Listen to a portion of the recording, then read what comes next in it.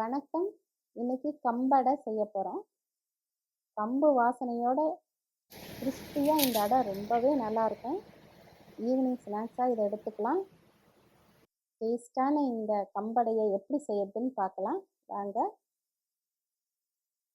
இப்போ 1 கப்பு கம்பு எடுத்துக்கிட்டோம்னா அதுக்கு 1/4 கப்பு அரிசி எடுத்துக்கணும்.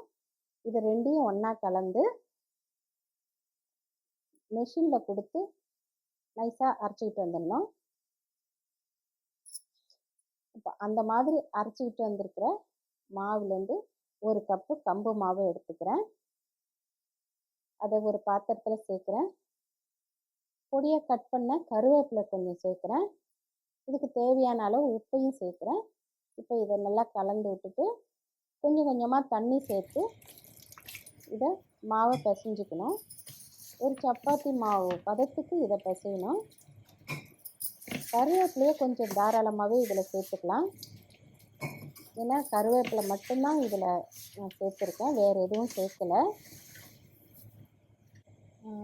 உங்களுக்கு வேணும்னா இந்த இடத்துல கருவேப்பிலையோட கூட வெங்காயத்தாள் அல்லது வெங்காயம், நான் சொல்கிறது சின்ன வெங்காயம், அது கொஞ்சம் நல்லா நைஸாக கட் பண்ணி சேர்க்கலாம்.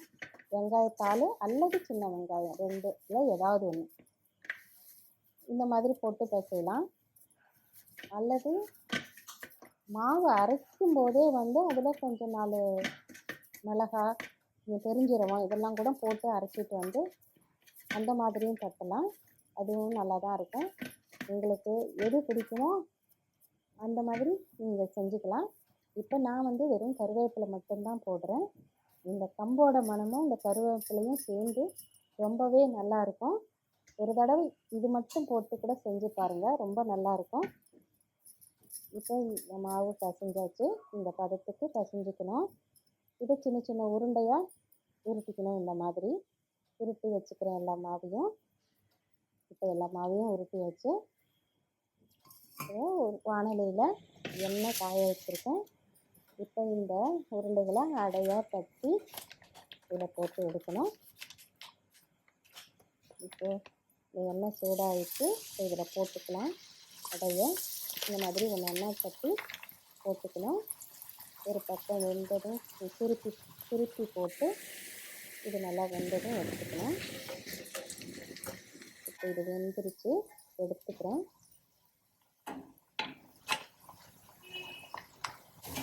இப்போ கம்பு அடை ரெடி ஆயிடுச்சு.